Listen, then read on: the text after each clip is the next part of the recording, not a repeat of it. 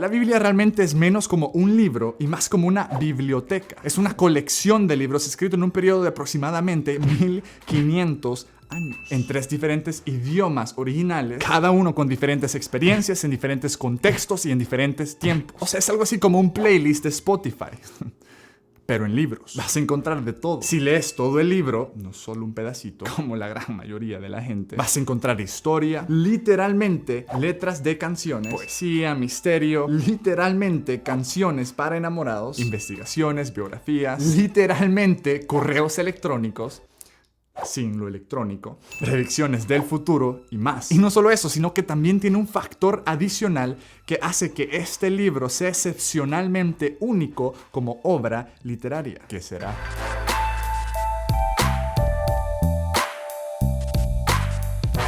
Probablemente alguien alguna vez te dijo que la Biblia es el manual para tu vida. Y hasta cierto punto yo entiendo en qué sentido se podría ver que la Biblia es como un manual para tu vida. Ok, pero seamos honestos. ¿Cuándo fue la última vez que vos compraste algo nuevo? Ponele que te compraste un celular y te tomaste el tiempo para leer el manual de principio a fin. ¿Cómo fue? Nunca. Ah, ok. Y no sé vos, pero la última vez que yo revisé, el manual te transmite información de la siguiente manera. Ponele fuera un celular. Dice lo siguiente. Página 1, cómo se enciende el celular. Página 2, cómo se carga la batería. Página 3, cómo instalar el wifi, etcétera, etcétera. Sencillo, directo, estático, pan sin sal, pues. La Biblia no es un tanto así. Es un poquito más compleja que eso. No es tanto un manual sobre cómo vivir tu vida o cómo funciona tu vida, ya que vos no sos la persona más importante en este universo. Es más como una narrativa dinámica, compleja, misteriosa, activa y real, la cual te apunta a una persona, según el libro, la más importante, Jesús.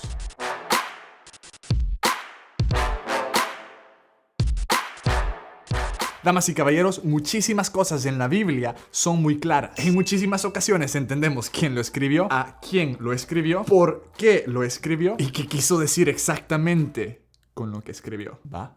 Ahora, en otras cosas, no tanto. No todo es 100% claro. Porque si a través de ella conoces quién es Dios, es imposible que tu mente pueda absorber completamente quién Él es en su totalidad. El mismo autor de uno de los libros de la Biblia, llamado Pedro, leyó alguno de los otros libros de otro autor de la Biblia, llamado Pablo, y dijo, sí, aquí aparentemente hay algunas cosas que son un tanto difíciles de entender. Men, por esa razón, al hablar de ella y discutirla, como que es necesario hacerlo con humildad, sabiendo que nadie tiene absolutamente todas las respuestas y todavía nos falta mucho por aprender.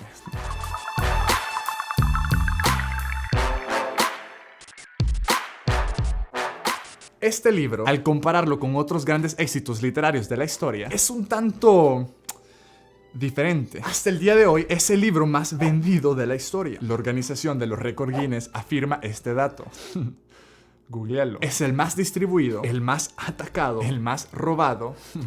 No es broma. El más odiado, el más debatido, el más estudiado y el más atesorado. No tanto por el libro en sí, sino por la persona principal de la cual este libro habla. El protagonista. Que ya establecimos que no sos vos. Eso significa que si lo vas a leer, no lo leas como que si fuera el periódico, ni tampoco como que si fuera la revista Seventeen. Al contrario, léelo pausadamente y cuidadosamente. El mismo libro dice que lo que está escrito ahí es Dios mismo revelándose a sí mismo en nuestro vocabulario. Si eso es cierto y lo crees, este libro debería marcar una diferencia en tu vida e impactarte como ningún otro. Léelo con inteligencia. Escribí tus preguntas e investiga las respuestas. Conversa al respecto. Estudia. No te conformes con la ignorancia. Y una vez que te atrevas a hacer todo eso, me venís a contar cómo te fue.